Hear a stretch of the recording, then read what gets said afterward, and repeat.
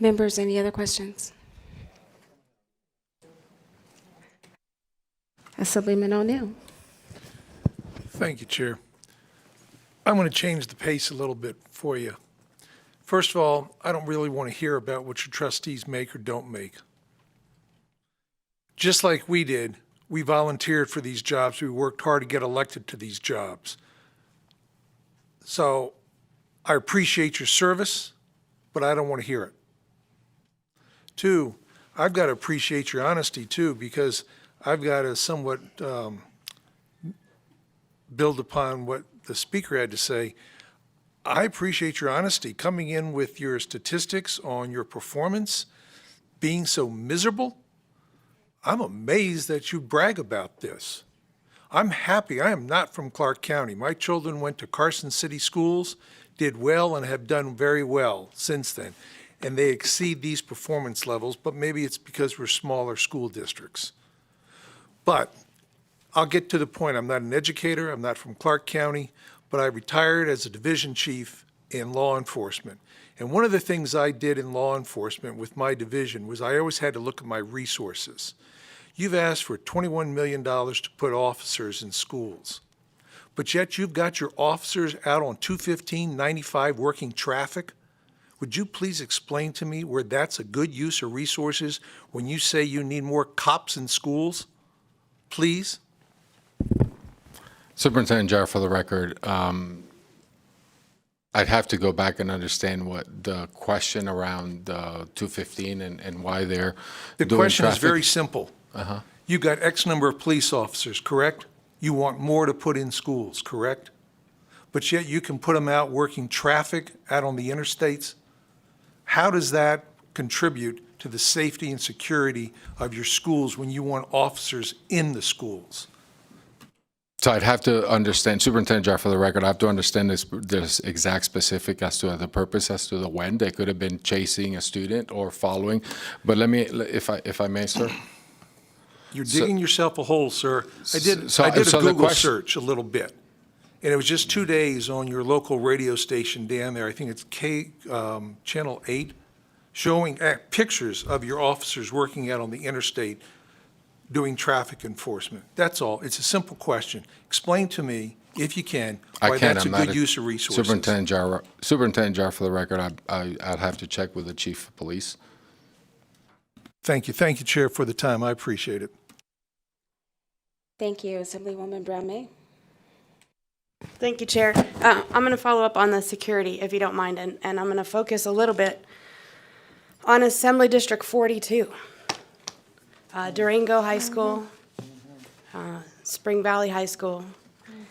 You talked in your presentation about 1,000 crisis responses to date this year. You just heard Minority Leader say $21 million for cops in schools. You know, my background is in disability services. And in that world, all behavior is communication, right? So we're not listening to what our students and our teachers are saying if we are always in crisis response, right? And I train my staff, I'm trained in nonviolent crisis prevention and intervention. It's a thing, and we do it.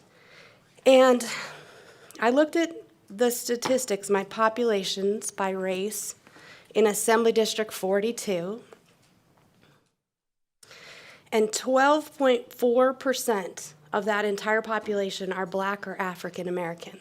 That's it, 12.4%. There are 12% of the entire school district are kids with IEPs. 12.4% of 74,400 people that live in Assembly District 42 are Black or African American. Most of my population are Latino, Asian American, Pacific Islander. I'm a minority white district, right? And yet, everything we see, and yeah, media is huge, and my boss, you know, in my day job will tell you that the media helps us find the truth because they're out there watching. They're watching us right now. Everything we say is recorded, right? They're gonna tell the story that's hard to tell. And so I hope they do. But what the stories I hear in 42 are the the video of the young black student with a knee on his back, face on the ground, in an immediate response. So I have to wonder, how are we policing, and what is the expectation, right? And then I see a newspaper article in the Las Vegas Review-Journal just this last week about a coach in Durango High School who resigned in February after filing a series of complaints to the administration about what he alleged was racist mistreatment of the players and what those players were being called by staff at that school. And I have to wonder what is happening, because I'm going to go back to all behavior is communication. And so if you feel like you're being discriminated against, are you going to act out? And so I'd like you to talk a little bit about what is policing and what's the policing standard in our schools to be able to invest in kids being healthy going to school, right? I can only imagine to be afraid to go to school because I don't know how someone is going to treat me. I'd like you to talk about that, please.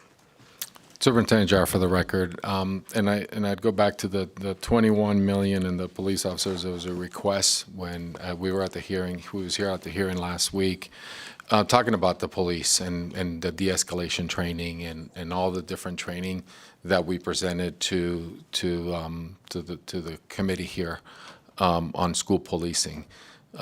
So the question was asked, what do you need? So we brought what we needed for our school support our police officers. So there is a plethora of training. One of the things that, the de-escalation, then there's, we have the protocols all in place that we presented. I don't have them memorized and don't know them, but there is some training around that and how do we handle students. Now that I can't talk specific about, obviously, the cases that you mentioned, because their personnel matters, but we do an extensive training with our police officers that's done there. Follow-up, Chair.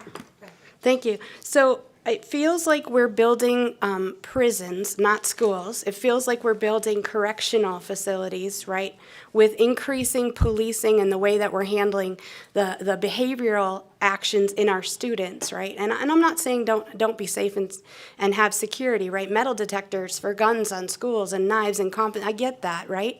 But it feels like we're building a correctional facility and not a place where we're educating our young. That's what it feels like, even as a parent walking on the school district.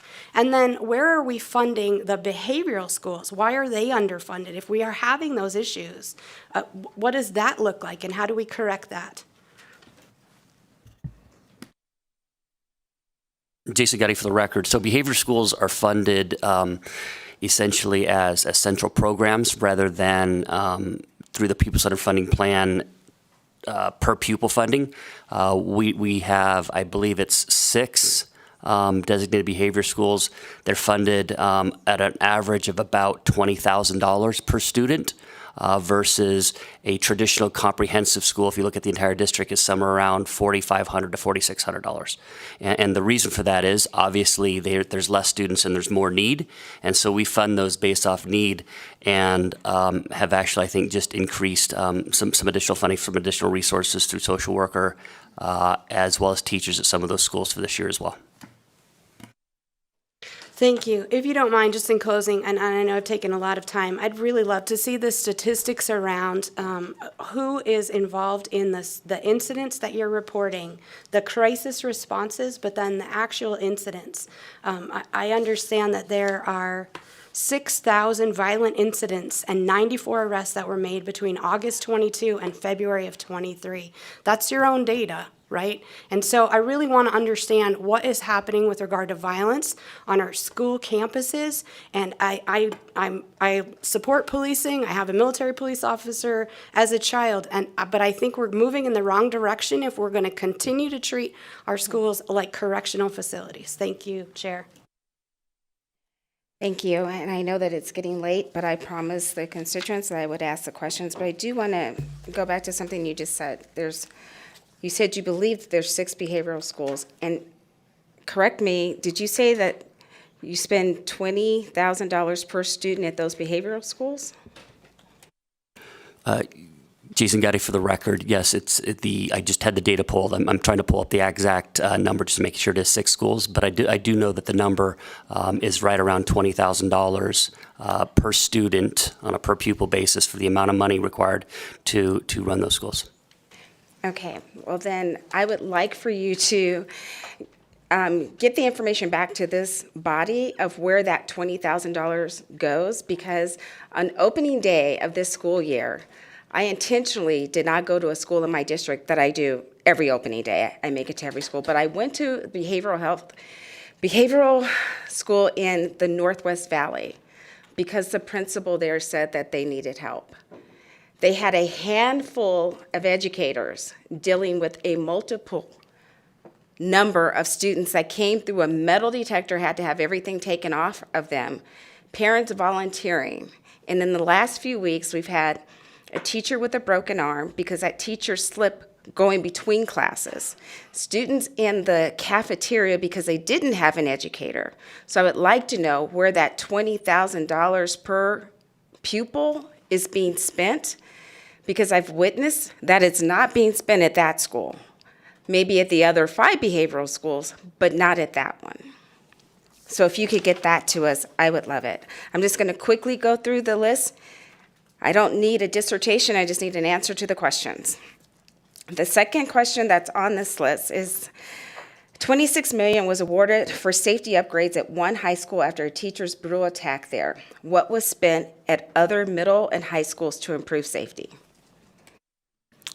The $26 million, if I may, Superintendent Jarrett, for the record, it's El Dorado High School that we did a lot of infrastructure work to make sure that responding to the situation that we dealt with at that school, for us to be able to do the, I would call it the incident, not the strategic, but the first one that we had, which was audio enhancement. So there was a lot of infrastructure that needed to be done to be functional.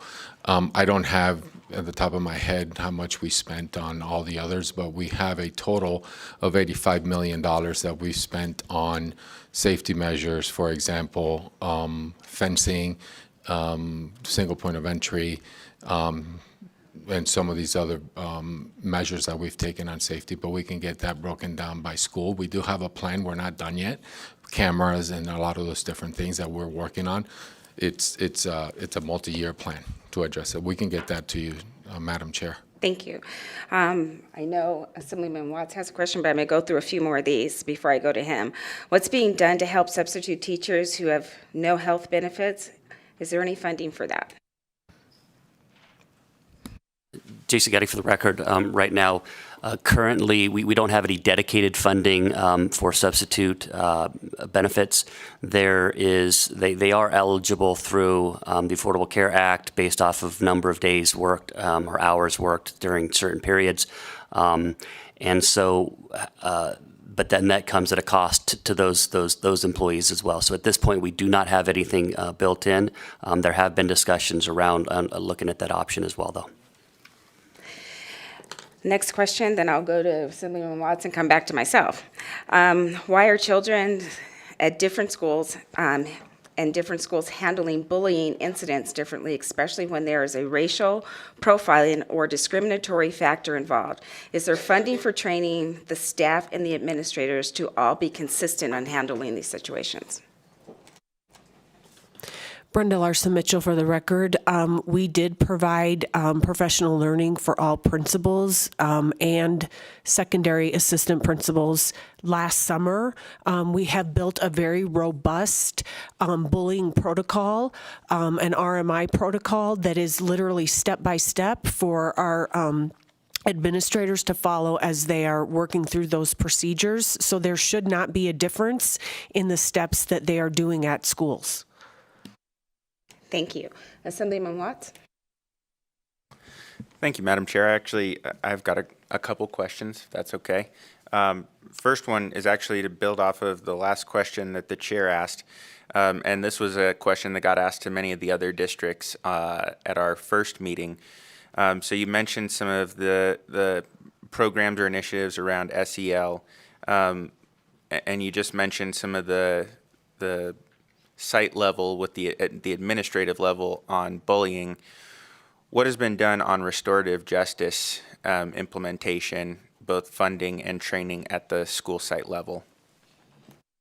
Brenda Larson Mitchell for the record. Thank you for the question. We are in year 2 of a grant provided through NDE regarding restorative justice practices.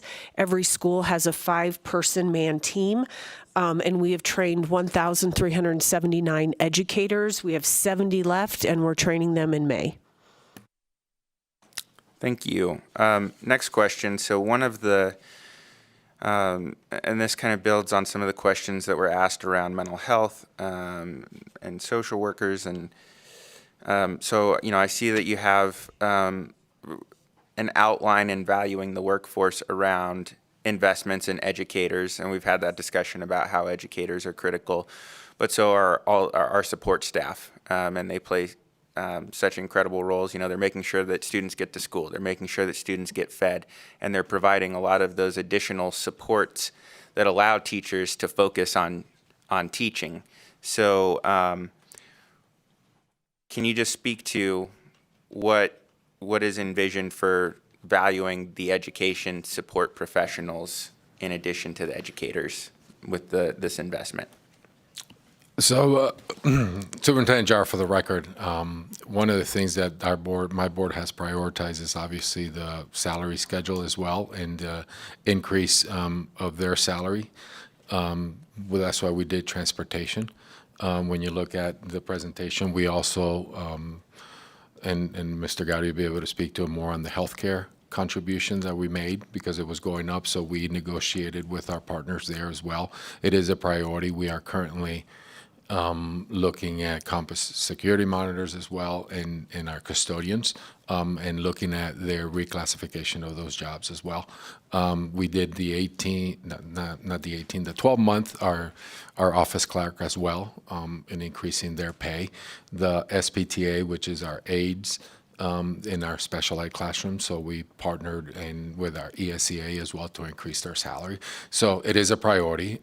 So it's one of those that we have to go into the collective bargaining with the ESEA. Thank you very much. I appreciate that, some of those updates on what has happened, and I look forward to getting some additional information that helps contextualize the options for what happens moving forward, because that was something that at least I might have missed in the presentation of the options of the investments that are needed to move forward. I guess another question that I have is just around, and this goes back to, so that, just to kind of put a finer point on questions that were asked by several others related to investments towards school safety. And you talked about in the slide about the Esser Cliff, some of the investments that have been made in mental health. And when I've talked to students, the number one thing that they've brought up to me as a need for school safety is investment in those mental health and related supports. And so, could you just help clarify what's the investment, the additional investment look like? So I know there was questions about what do all the schools have social workers? I think what the ratios are, I think we all know that those are not where they need to be. So what's envisioned to bolster that? Superintendent Jar, for the record, great question. I think that's the piece that we're working with our community and my superintendent's advisory as well, that when I meet with them once a month, that is something that they have brought up as well as the need. So, obviously the 77 million we have till 2024, it needs to be a priority for us. As I mentioned in the presentation, it's something that we certainly have to find within the budget for social workers, school psychologists, counselors, and it is a priority for myself and this board. Thank you. And, I know that there's a lot of needs, and trying to get this, there's a lot out there, and trying to really refocus it around what's the investment in the classroom and the student supports, what's the investment in the workforce, what's the the targeted initiatives to address learning loss and improve student achievement, I think will be helpful to me and probably to other members of the community. The last thing that I wanted to just ask about, and this is more of a follow-up, I know that some of the, in the Title I discussion, carryover funds were mentioned. You know, schools that I've visited, that I represent, are, you know, they're Title I schools. Most were Zoomer Victory schools. One of the biggest concerns that I've had in general is both, first of all, just numerically, as we made the shift in the funding formula, was there going to be a hit as we moved from some of those programs to weights? Because what I've heard when I served on the Valley SOT, when I talked to to folks in the schools, was just about volatility in what they have to plan for to meet their needs from school year to school year. And so I would just like to know, and I'm sure that you're working on this, so that as soon as you can provide kind of some initial analysis with the additional resources that are coming in, the changes that are proposed around weights, the changes to the at-risk definition, where are schools going to be at? I'm hopeful that with the historic investment in schools that's going to be made, that we're not looking at numerical losses, but again, I want to make sure that those schools have the resources that they need to make the investments in the programs and initiatives and continue to build upon those that they've started. So if, as you're looking at kind of compiling some of those estimates, the sooner you can get that to us, I think the better it will help us in evaluating and making decisions within this body. Thank you. Members, any other questions before I finish the last two from constituents? Okay. This is from a parent that says that there used to be a fully staffed equity and diversity office. Now when they call, there's at least a 20-minute wait, and they've been told, if they don't get a recording, that there's only 2 staff members working in that office now. Is there funding for more staff so that parents can speak to someone about a concern or a complaint? Dr. Barton? Mike Barton, for the record, through you, Madam Chair, to address that question. There are vacancies currently in the Equity and Diversity Department. There are several coordinator vacancies that we're in the process of hiring. Some of the traffic on phone calls, it's related to helping schools with RMIs and other work in the field.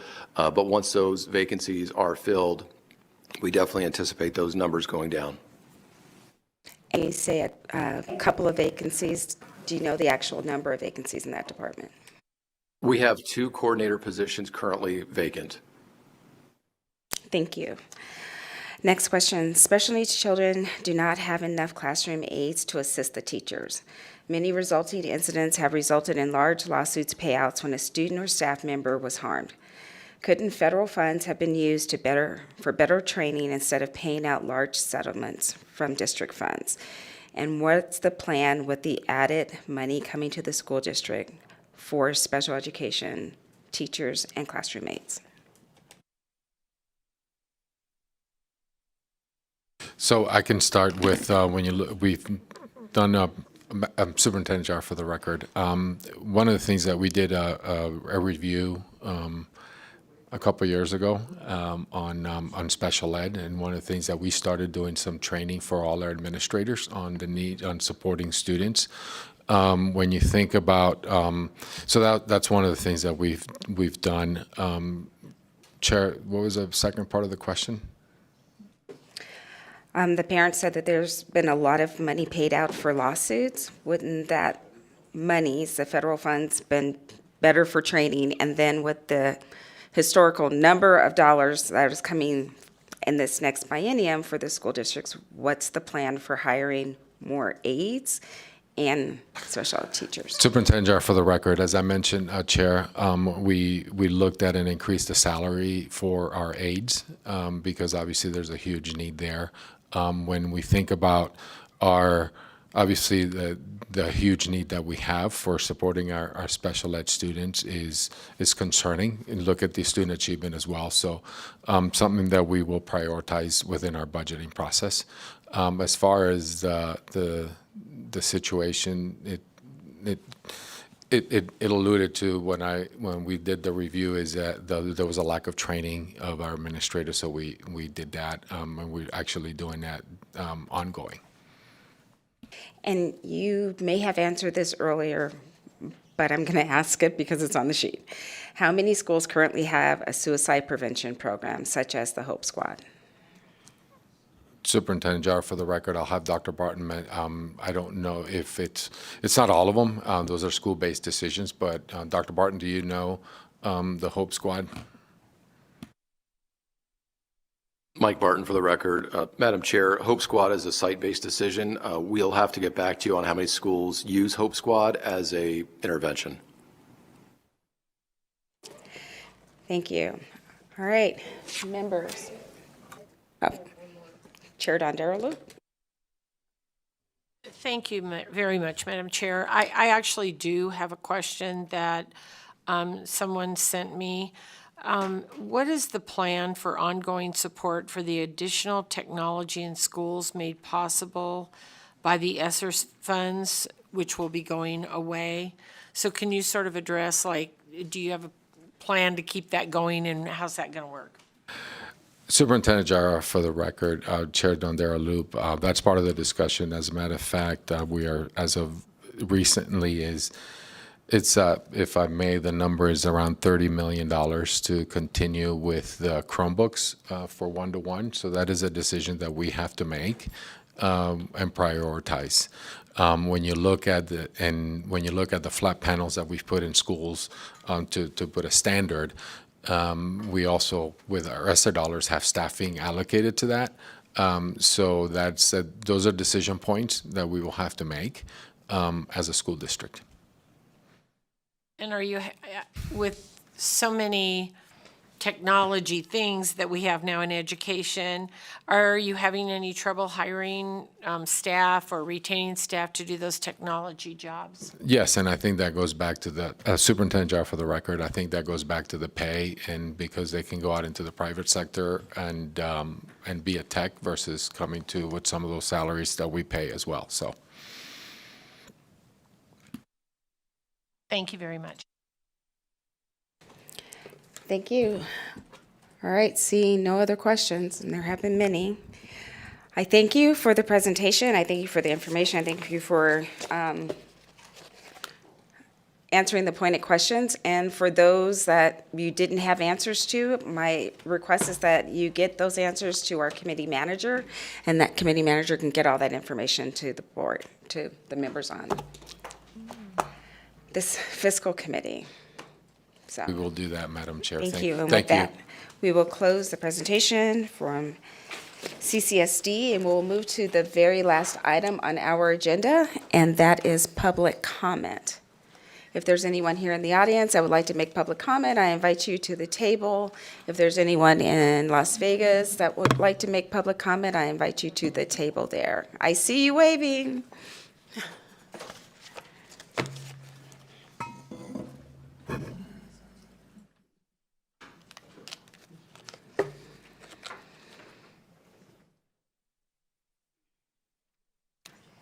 Okay, we will start here in Carson City. You can go ahead. Good evening. My name is Stacy Stosage, and I am a proud third grade teacher for Washoe County School District, and I'm also a member of the Washoe Education Association and serve as an at-large director for the association. First, I want to voice my support for our superintendent, Dr. Susan Enfield, and our school board president, Beth Smith, for their continued commitment to our school district, students, and staff. They have been incredible in their support and collaboration with us in an organization. Public education in Nevada has been incredibly underfunded for decades. I am grateful for the effort all of you have been putting in to increase funding during this session. With that said, the increases to funding have to be substantial, and we can't increase funding now just because the revenue is up. We need to be thinking of long-term, bold solutions to fund education now and in our future. Also, there has been a lot of talk about accountability.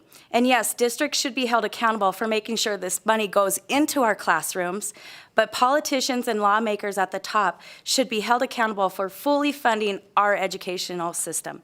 You all truly have the power to make sure that funds for education are going where they are most needed. Pay increases for all Nevadan educators. Thank you for allowing me to speak with all of you this evening. Thank you. Next. Good evening. My name is Maggie Babb, and I'm a second grade teacher in the Washoe County School District. I am also a member of the Washoe Education Association and an at-large director for the association. First, I also want to thank our superintendent, Dr. Enfield, and our school board president, Beth Smith, for their commitment to our district, our students, and our staff. Their efforts are not going unnoticed. I also appreciate this conversation and applaud the efforts to put this historic amount of funding into the education system. I love teaching, and I strongly believe in the power of public education, which is why I am gravely concerned about the crisis that is public education in Nevada currently. Over the past few years, I and many others have considered leaving teaching in order to work a job that is more sustainable. Many have left. Going into this school year, Nevada had 2,500 job vacancies in education. As you heard from our Washoe leadership, educators' wages have simply not caught up with the cost of living in Nevada. I know that without a serious increase in pay, we will only continue to lose more educators. In addition, we've talked a lot about district accountability in this meeting, and while districts should absolutely be accountable to show how funding is being used, lawmakers should be held accountable as well for making sure we are sending money where it is most needed. Where it is most needed right now is educators' wages. That is why I'm asking for you to consider Time for 20, which would mean a 20% raise for educators and at least $20 per hour for education support professionals. Thank you for the opportunity to speak with you, and thank you all for your time this evening. Thank you. Next. Good evening. My name is Elizabeth Cadigan, and I serve both as the Vice President of the Washoe Education Association and as an active educator with the Washoe County School District. The WEA, Washoe County School District Board of Trustees, and Susan Enfield, Superintendent of the Washoe County School District, have built a partnership of trust and collaboration. We share a mutual understanding that together we can create the education system our students, staff, and community deserve.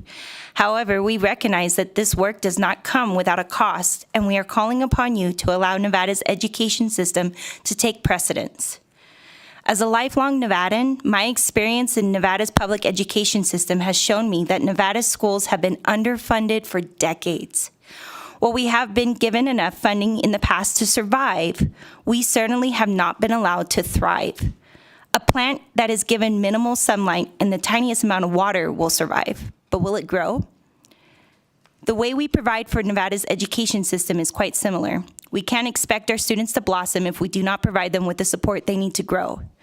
It should not be a surprise that properly funding a thriving education system will come at a cost.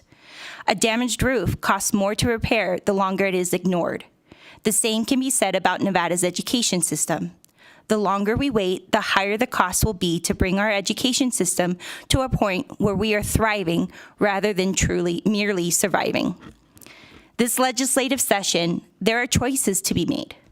If we choose to ignore the findings that show what it will take to properly fund Nevada's schools, we are telling our students that their futures do not matter. If we choose to withhold funding that can be used to adequately compensate our educators for their endless work and service, we are telling them that they are undeserving of living in the communities in which they serve. And if we choose to pretend that inflation has no impact on the education budget and we leave districts to do more with less, we are telling our communities that we have no regard for the quality of education in the state of Nevada. Choose to stand with us and allow education to take precedence in the state of Nevada once and for all. Thank you. Good evening, Madam Chair and members of the committee. Thank you. My name is Annette Magnus, and I'm the Executive Director of Battleborn Progress. And I'm speaking tonight as an Executive Director, but also as somebody who's born and raised in Clark County, and whose mom works for the Clark County School District.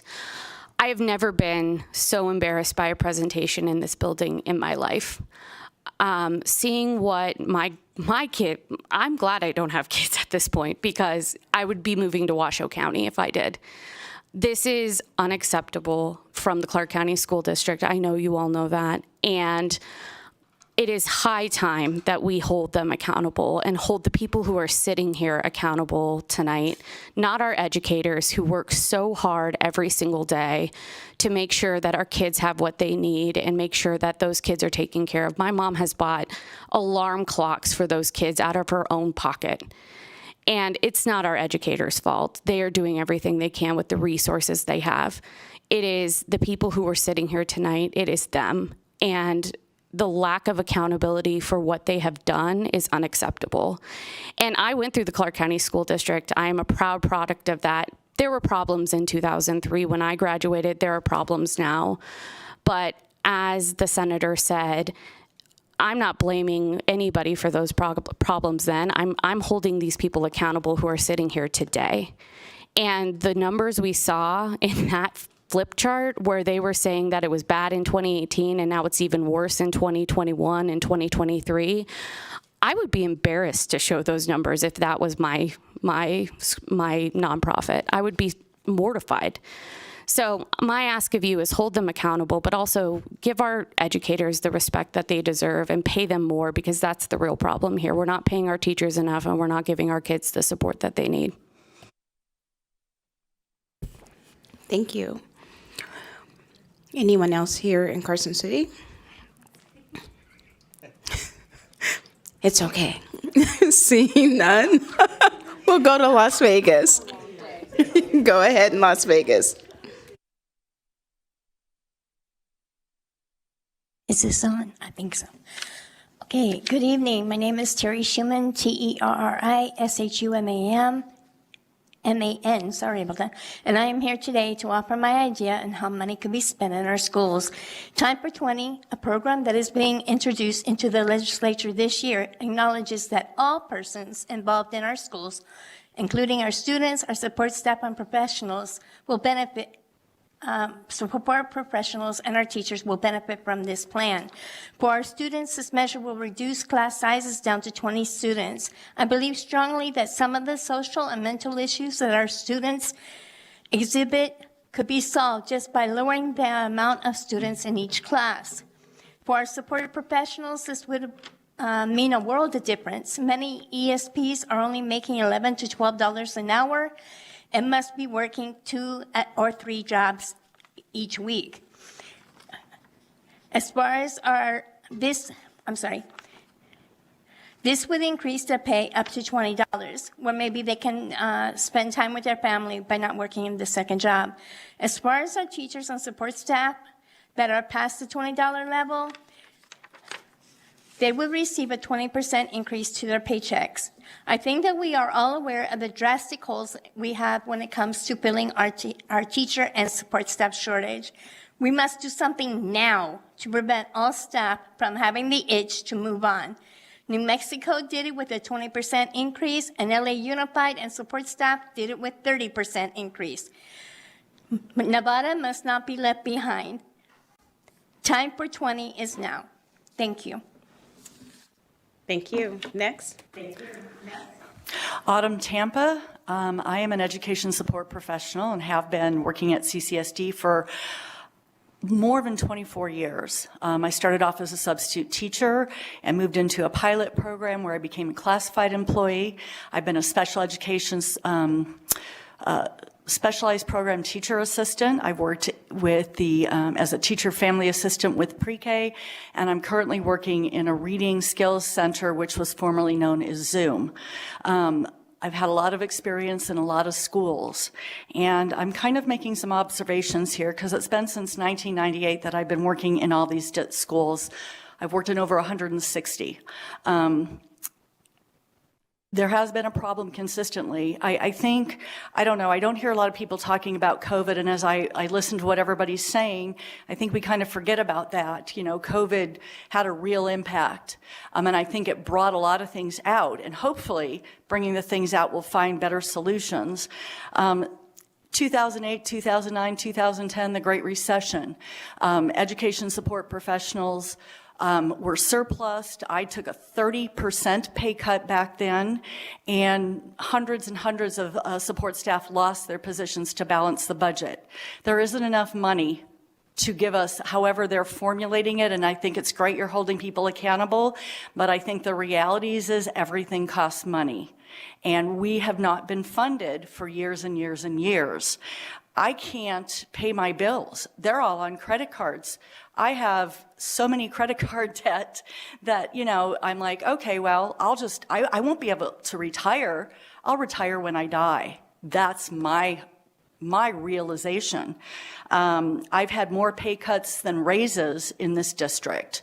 And I keep hoping and I keep going, okay, please, can we make a difference? Can legislators hear us? Can CCSD hear us? Can the community hear us? I also think that a lot of programs and things that used to be done by the state, now CCSD and all the school districts are being asked to do what used to be outside of school districts. Community services like, social workers and stuff, they weren't part of a school district. Now they are. So I think when you're asking CCSD and all these other school districts to do more and more and more and give more and more services, that costs more and more money, more and more salaries. You can't do it with nothing unless you fire and get rid of other people and lay off a bunch of other people to balance the budget. Numbers have to be balanced. So, 2 minutes is not enough time to say everything that I need to say, but I am available if anybody wants to reach out to me. I will answer anything that anybody wants to ask me and give you my background experience. Thank you.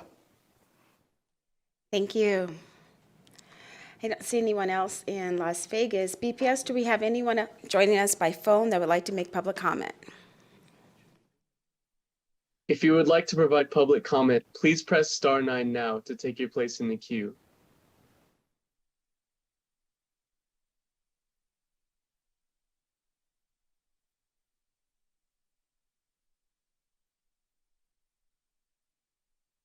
Good evening. This is Chris Daly, Nevada State Education Association, the voice of Nevada educators for over 120 years. I'm just going to go back 4 or 5 hours here to talk about charter school accountability. Since 2017, NSCA asked the legislature for greater controls and oversight for charter schools, especially given the separate, unequal dynamics between charters and our traditional neighborhood public schools. Initially, NSCA asked for a moratorium on new charters and then a cap on charter expansion. Instead, the legislature required the authority to develop and implement a growth management plan. Despite that, Nevada's experienced a supercharged growth in charter schools and an accompanying growth in the charter school budget. In fiscal year 19, 43,845 students were enrolled in charters. The projected enrollment for next fiscal year is 64,336, an increase of over 20,000 students, or 46% in just 5 years.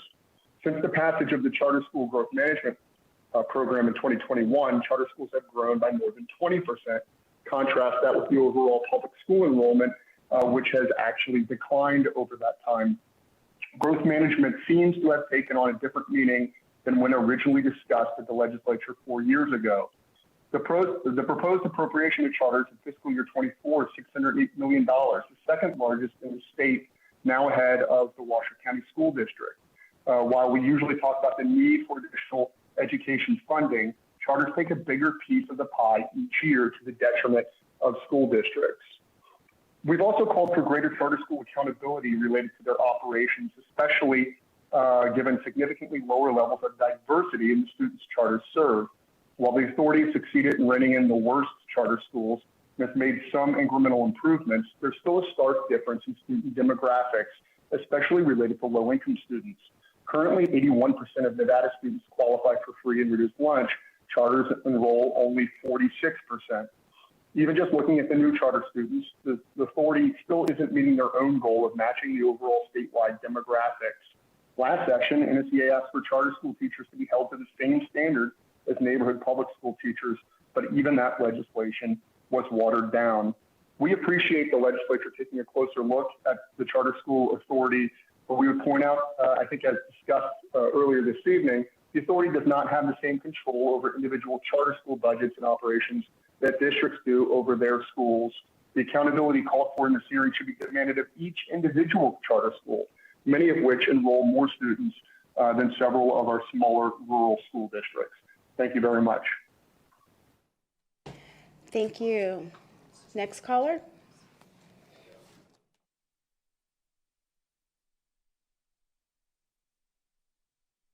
Good evening. My name is Vicki Cridell. I'm a teacher in Clark County School District and president of NEA of Southern Nevada. Thank you to everyone tonight who asked the hard questions. Those of us in the trenches have desperately wanted some of these questions answered for a long time. More than anyone, we understand the importance of accountability. Last weekend, I watched the superintendent of Carson City tell this committee accountability must be on both sides of this table. After 2 days of hearings, that may have been one of the best things said. We need accountability for our administrators, and we also need it from our legislators.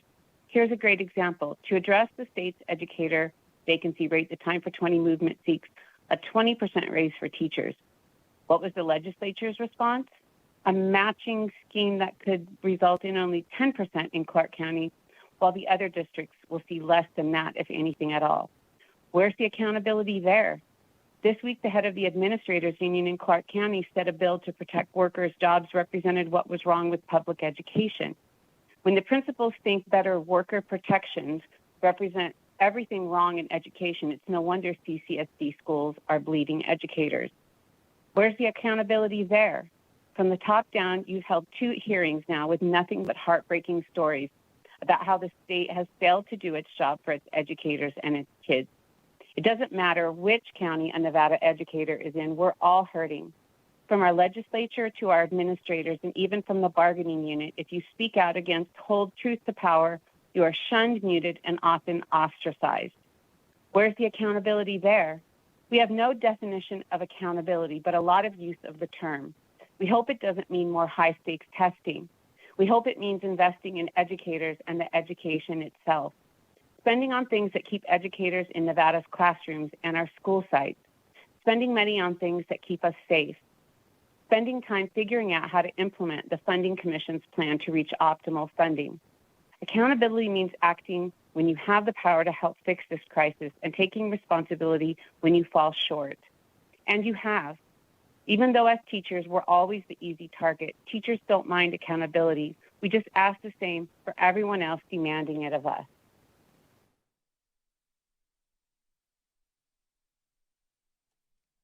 Thank you. Next caller.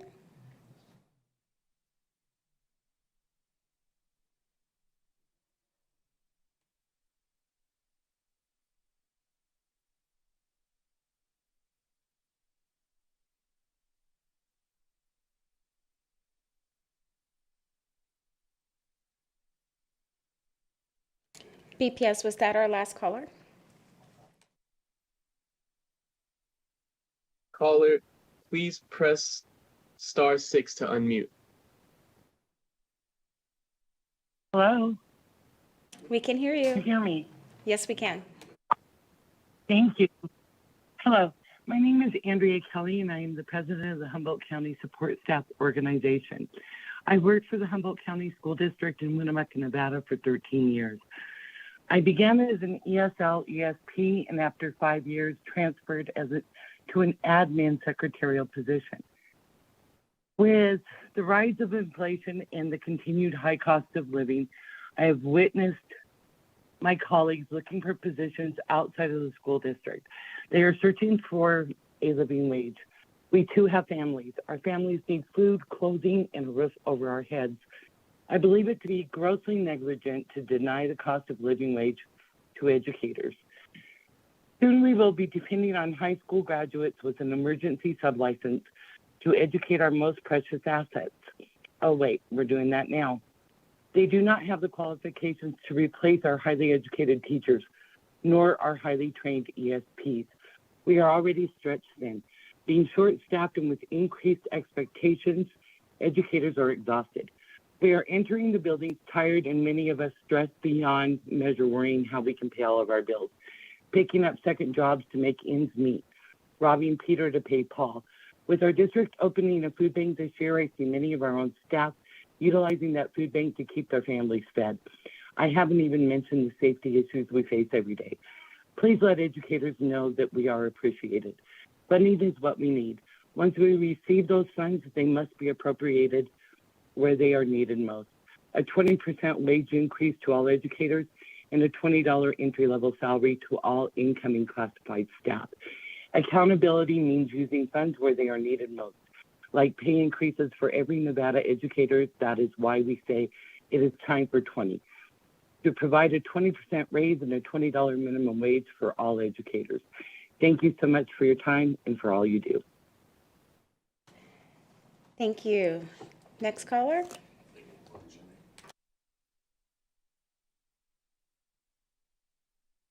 Good evening. My name is Carolina Colfest, and I'm speaking as an individual and an educator from Clark County School District in Las Vegas, Nevada. I have wanted to speak upon the fact that I am applauding every single person that's up on that dais tonight that asked the very hard questions that many educators in CCSD have feared asking due to retaliation or being ostracized or being called troublemakers for asking the very same questions. So thank you from the bottom of the heart of this educator for asking those questions. In regards to the many questions that you asked of Clark County School District and Superintendent Jar this evening, I'm very deeply saddened to see that no answers were really given, similar to how we feel in our schools through communication, as well as attending school board meetings and voicing these very drastic troubles that we are seeing in our district and our students. I teach at a high school where our recent Panorama Education Survey told us in February that 23% of my students in our school only feel comfortable talking to at least one adult on campus. Our enrollment's at 2,450 students. We have roughly about 200 adults on campus. That's very alarming to me, considering our students are at a level of 90% free and reduced lunch, meaning that we have a very high staggered number of low-income families in my school. Every day I come in, I have at least 2 to 5 students waiting for me at my door because they're not getting what they need from their home environment, or they simply just are not getting enough in their school environment. Every day I'm an educator as well as a mother figure, a pseudo-therapist or counselor, a voice of reason, conflict resolution manager, you name it, I do it in my class. Time for 20 is needed now. It was needed a long time ago. I've been in this district for 14 years. I have suffered through many salary freezes. What I make does not cover my current rent and all my utilities, increase in inflation. I'm not the only educator feeling the pinch. We have educators in CCSD who are giving up their meds to pay for rent, food, electricity, clothing for their families. This has got to stop. I know CCSD is not the only district suffering in this manner, and we need to think now. We need to think and do now. Time for 20 would allow us to give every educator a 20% increase in their salary, a minimum wage of $20 an hour for every education support professional. And please, please listen to me when I say that I need to take my class of 40 to 45 down to 20 students per class period. Thank you for giving me your time. I'm sorry it's been a late night. Hopefully you guys will have a great rest this evening. Thank you. Thank you. Next caller.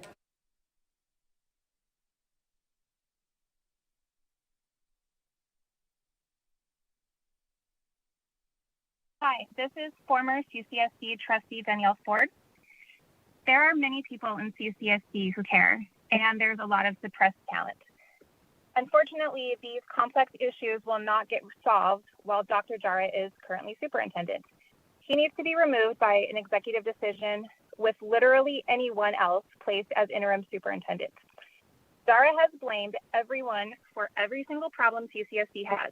Here's the short list of who I personally heard Jara blame: the board, the teachers union, the admin union, the previous governor, the state superintendent, the local municipalities, the entire Nevada Department of Education, even the community. He said verbatim, "I've never witnessed a community fight so hard against helping kids." And he's blamed all of you sitting there in front of him numerous times in a myriad of ways. CCSD was not perfect when Jara arrived, but things were going up. He has caused the problems that we're seeing. For instance, he immediately changed the organizational structure to bring it out of compliance with AB 469. He got rid of our partners that were delivering quality data. He abruptly cut Title I funding twice. He cut all of the deans, causing a community uproar. He did not prepare for school closures. He told staff not to take their equipment home. Then he stopped all teaching of new material. He accepted over $3 million from private donors to continue math testing during this shutdown, still refuses to tell the board who that is. Coming back when we needed experienced educators, he bought out dozens of nearly retired principals and department chiefs. He has a cabinet turnover rate of almost 400%. He tried to sneak in a bill to steal over $100 million from schools. He ignores the collective bidding process, the competitive bidding process. He only brings in contracts through national co-ops that are recommended from his friends in Florida, which harms our local economy. He gives money and contracts to the employers of board members that support him. He brought in a terrible grading policy without educator or parent input and continues to add so much to educators' plates while removing nothing. Jara is the reason our teacher shortage is so bad. No one wants to work for him. He spent 2 years trying to sue the board for 4 different nonsensical reasons and was rewarded with a raise and a contract extension. He's a bully with an entitlement issue. Regarding cabinet raises, on January 14th, 2021, in a closed session, he told the board that he wanted to pay his cabinet competitively, that it would be based on merit and brought back to us. It never was. Instead, in October 2021, he was terminated with 30-day notice and gave all his cabinet raises as an attempt to gather cabinet support to help convince another trustee to change her vote. Right now, the CCSD school board needs outside help to properly oversee the superintendent. I am happy to confidentially share more info and evidence. If any of you would like to talk to me, just reach out to me. Thank you. Thank you. Next caller. If you are just joining us and would like to provide public comment, please press *9 now to take your place in the queue.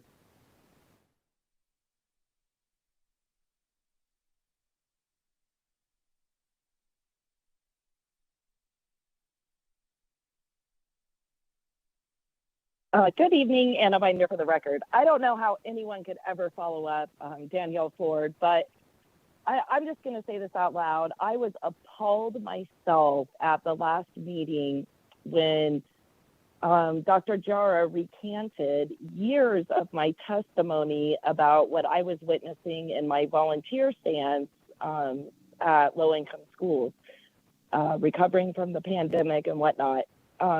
He said he's had a couple on-site visits or home visits, whatever he said. But the fact of the matter is nobody's really talked about our children tonight in this presentation in particular.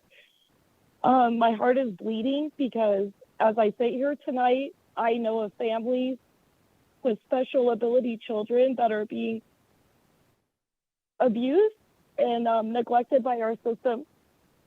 And I have children that are susceptible to that, as many know.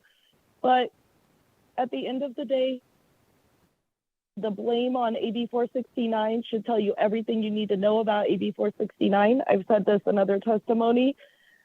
I do really appreciate Mr. Speaker's Bill 399, I believe, SB 399 this week.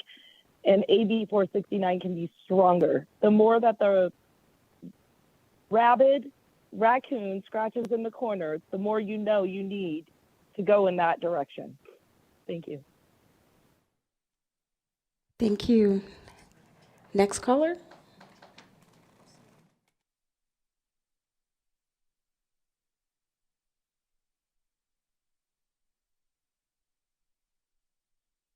Good evening, Madam Chair and committee members. For the record, my name is Carrie Finn, and I work as a clinical aide in the health office at Pioneer Academy in Carson City.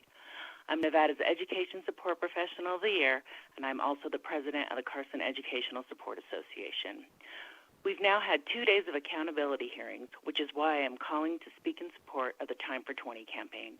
Education support professionals keep our students healthy, safe, engaged, supported, and challenged so that they can be academically successful. Without education support professionals such as bus drivers, bus attendants, clinical aides, nurses, paraprofessionals, nutrition workers, custodians, IT workers, administrative assistants, librarians, and grounds and building and maintenance workers, schools cannot operate properly, teachers cannot be the teachers they need to be, and students cannot get the education they deserve. These jobs are integral to a functioning district. Retention and recruitment are just as important with ESPs. That is why it's time for 20. The shortages you have heard about from district superintendents this past week should make clear that the educator shortage includes a shortage of hundreds of ESPs throughout the state as well. Too many ESPs will earn below poverty level wages and have to work 2 or even 3 jobs just to make ends meet. Some of our staff work for as little as $11 per hour. It sadly speaks of the income levels when we have ESPs living in their cars, in campgrounds, or in weekly rentals. Our classified workers are just as important, and we must take action to make this a job that people want to have and keep until retirement. Accountability means working to ensure $20 an hour and equitable PERS credit system for ESPs. We have all witnessed firsthand the awesome impacts these dedicated professionals have had on every student they encounter. Each one is a positive role model and plays a key role in making our public schools great for every student. Time for 20 isn't a campaign for raises. It's a campaign for a living wage, which I really think changes the narrative, especially after these hearings. Without proper funding to retain and hire these professionals, districts are losing them at a rapid pace. People who might be interested in these positions are finding better paying jobs elsewhere in a much safer working environment. Education support professionals go into education because they have a passion for working with students, but they must also be able to support their families. In closing, accountability means taking some ownership of the issues we've heard during these accountability hearings and fixing them when you have the power. This legislature is in a position to help remedy many of the heartbreaking stories we've heard. Time for 20 is the way to do that. Thank you. Thank you. BPS, do we have any other callers? Chair, there are no additional callers at this time. Thank you. Members are very happy about that.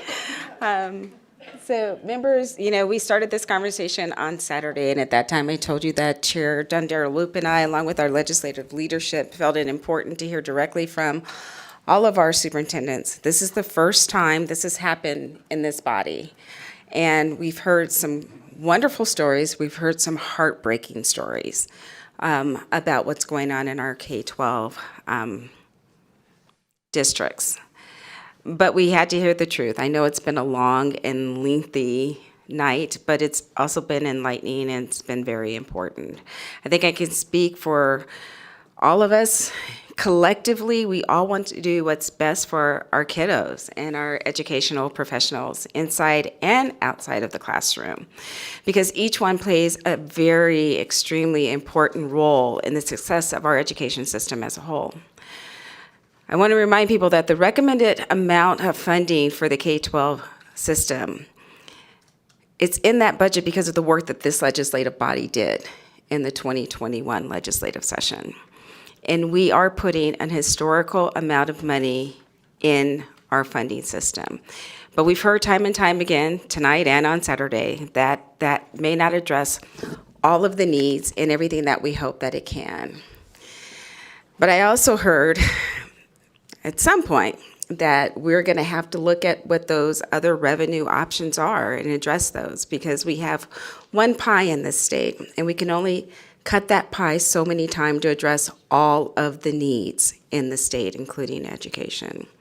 So I thank you all for joining us on Saturday. Some were here Saturday and tonight. Thank you for staying tonight through this.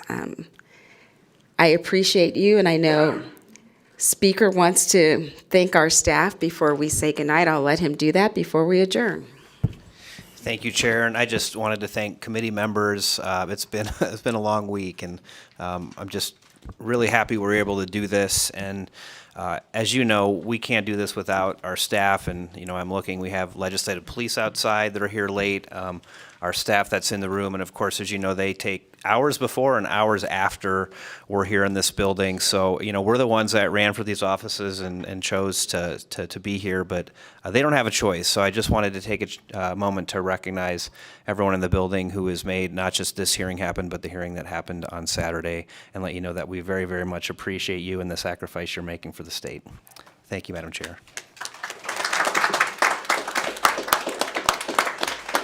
And with that, we are adjourned.